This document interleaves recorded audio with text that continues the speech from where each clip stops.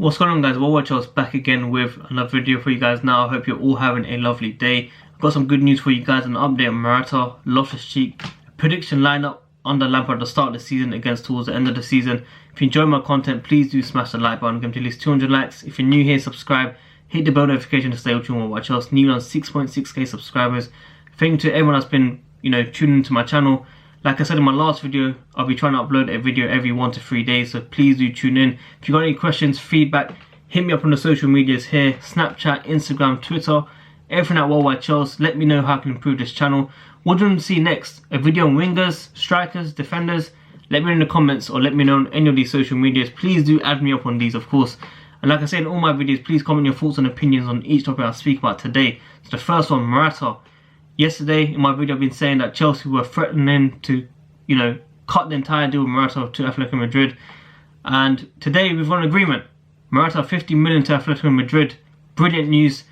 And this fee will take place from next season. So right now he's on loan for this season. Next season we'll be getting the 50 million pounds. Well done to Marina. Like I say in all my videos, she's got massive skills in selling players for profit. She's the best at it. We have to spend that money for the future of Chelsea next season. We need to help Frank Lampard. Yeah, I'm not sure about buying. She hasn't been that perfect or that good. But selling wise, she has been very good. I'm expecting about 350 million to be spending on top players. 2 or 3 top players and maybe 1 or 2 average players for the squad depth. So for me, it's a fantastic deal. We've got more good news. Loftus-Cheek. I've been saying it. We saw him on the night Frank Lampard came to Stamford Bridge and stayed until 1 AM, 1:30 AM. Loftus-Cheek was there, HUDSON-ODOI was there. Loftus-Cheek has been announced he's signed a new contract. Long-term 5-year deal worth 150,000 a week. I've been telling you guys this. He will sign a deal. HUDSON-ODOI was there as well. His announcement will be very soon as well. These two guys, the future of Chelsea, are 2 best, technical players in my eyes, of course. For sure. They've got a bright future ahead at Chelsea, so well done. I'm happy. Loftus-Cheek's on a new deal.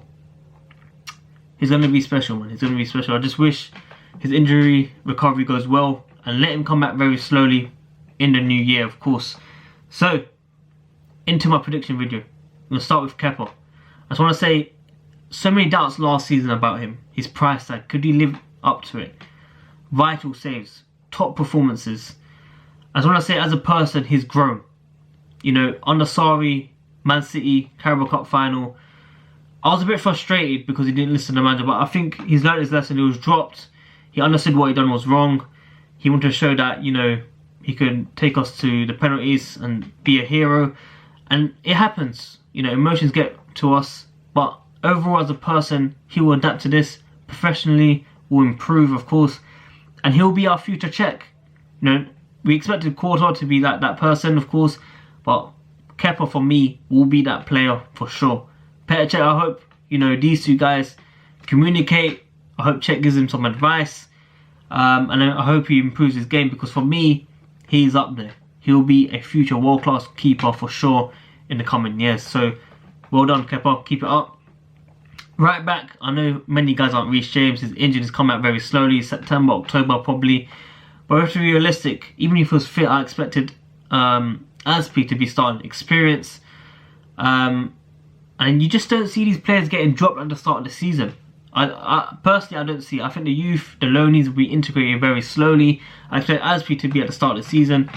Until Reece James is fully fit and he'll get his minutes and slowly come into the games. Of course, League Cup or Emirates Cup, Reece James should be starting those games, and probably Champions League maybe. But until then, Azpi will be first rate at the start of the season, whilst towards the end, Reece James should get more games, more minutes, and hopefully from next season, the following season, Reece James will be our first choice, in my eyes anyway. And let me know what you think about that. Defenders, a bit controversial in the middle. Obviously, my predicted ones that I want personally, Rudiger and Zuma, but I know Luiz and Christensen will be starting. Rudiger slowly returning back, and we don't know the future about Zuma. Is he leaving? Goal say 30 million price tag. Everything interesting. I want him to stay. He's a defender that we definitely need. Slide tackles, tracking back, pace. He's got it all. But for me, Luiz with experience, open up the play, making chances happen. I see him starting. And Christensen, of course, Towards the end of the season, you know, ended very well. Tracking back, slide tackles, last ditch, he had it all. He improved his game overall. But towards the end of the season, I see Rudiger and hopefully Zuma, those two guys taking over the spot, of course. Left back, I know you guys want to see Emerson starting. I expect Emerson to start as well, but I would not be surprised if Alonso starts because, you know, at the end of the day, he's got his goals. Offensively, he is a decent player, but defensively, I'm a bit worried about him. Tracking back, he's rarely there. His pace is not there, and if you're not good enough, you're not giving 100%, you'll be dropped. So regardless, I expect Emerson to have a bigger role than Alonso. But to Alonso's defence, in the pivotal role, we'll be having Jorginho and Kante. Now Kante will be tracking back a lot there. He'll be covering ground, he'll be helping Alonso or Emerson or helping, you know, Aspi or Reece. He'll be always there. His strength, tracking back, slide tackles, interceptions. You know, the Kante that I saw last season was good. Offensively scored goals, opened up. He adapted his game fully. But for me, his strength is tracking back, being around the defence. And he helps us where we feel no one else could help us, basically. And that's his strength, of course. So Alonso might be saved there, but it might not be enough to keep his position there. So let's see what happens. I do see Alonso there, but eventually Emerson will take over.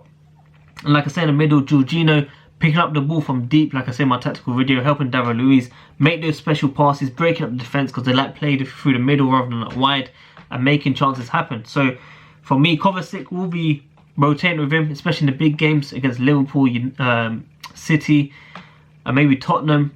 I can see Kovacic playing instead of Jorginho because of defensive work. You know, tracking back, slide tackles, ability on the ball to go forward, supporting runs. That is Lampard's strength. That's where I see Kovacic playing.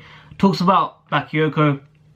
I'm not sure. He deserves a second chance. Kante cannot play every game, surely. 50 to 60 games, I'm sure he would want to play those games. But I think Bakayoko should be rotated there, helping out as well. Because I feel towards, you know, his loans, AC Milan, he did improve his game. And maybe he does deserve a second chance. Van Ginkel, I'm not sure. I don't see him around. I see him going on loan like Musanda as well, personally. But yeah, so far, let me know your thoughts and opinions of what I said. Do you agree, disagree, or what would you change from what I said? In the number 8, we've got Mason Mount, Barkley, or Loftus-Cheek. Obviously, Loftus-Cheek's injured. He'll be back around end of December. But let him come back slowly. He'll be like a fresh new signing in 2020. And we can start playing him from there. But for me, just like I said about Aspi, experience, Ross Barkley will be starting for me. And I think if he plays like he does for England, a lot more confident on the ball. Not a similar player to Lampard, but you know, he wants to be like Lampard. He wants to be in the box. He wants to shoot from outside the box.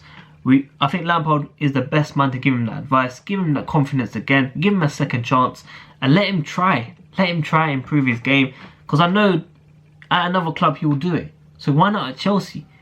Under Lampard, fresh start, everyone, you know, clean slate. Show us what you can do. Ross Barkley, I expect you to do well. I'm not saying you're going to be world class or amazing, but I hope you do score some goals. And Mason Mount, when he gets his chance, coming off the bench, starting some cup games, of course. If it's good enough, he will start eventually. Yeah, maybe, you know, September, October, we might see him playing some games, of course. But as soon as Loftus-Cheek comes back from injury, this man is, you know, he's cemented his place. He is our number 8. He is the man we need. He's direct. He can make it all happen. He will change the entire game for us. He will be a fresh signing in 2020. Trust me on that. So, left wing, got Willian and HUDSON-ODOI.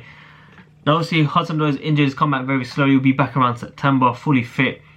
And, you know, except Willian experience to have a better season on the left wing, especially without Hazard, I think he plays a lot better. I hope he shoots outside the box, you know, where he's on the left, cuts on the right and bangs it in. I think he can score some goals like that. At least 3 or 4 goals at least. Try and get into the 10 goal mark in the season. And it'll be probably his best season for Chelsea.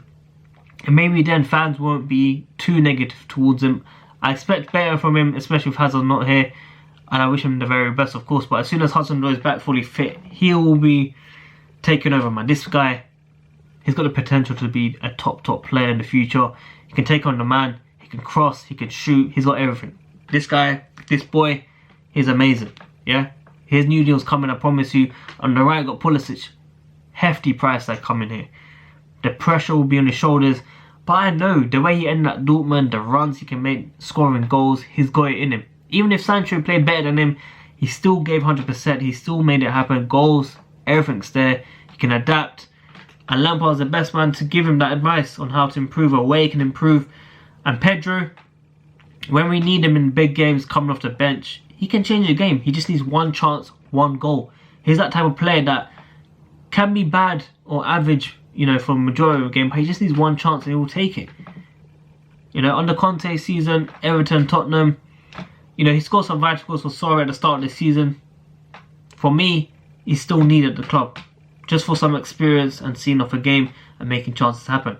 Now, striker, I saw Michy. Honestly, I saw Michy. This guy looks more slim. This guy is ready.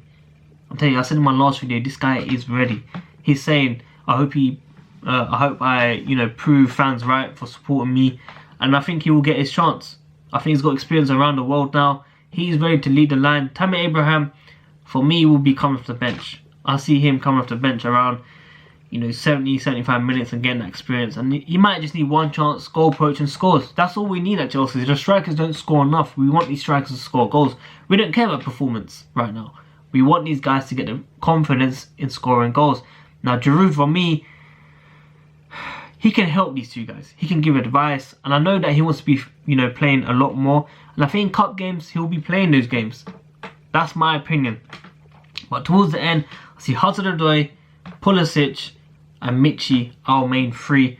By the start of the season, we'll be seeing Willian, Pulisic, and Michy and Giroud rotating quite a lot, and Tammy Abraham coming off the bench slowly. But yeah, guys, let me know your thoughts and opinions on each position I spoke about. Obviously, this could change throughout the pre-season when we see Lampard seeing the best out of these players. They might change. He might let some guys go back on loan. Might bring back some guys. Let's see what happens. It could change. I might do another update video and then discuss with you guys again. So, like I said in my videos, if you enjoyed this content, please do smash the like button. Give me at least 200 likes. If you're new here, subscribe, hit the bell notification, and add me up on all these social medias, man. You can get me any feedback, questions. I'll be your man there anytime. But I hope you enjoyed this video. Alright, Charles, man. I'm out. HUDSON-ODOI to sign a new deal very soon. I promise you that. I'm out.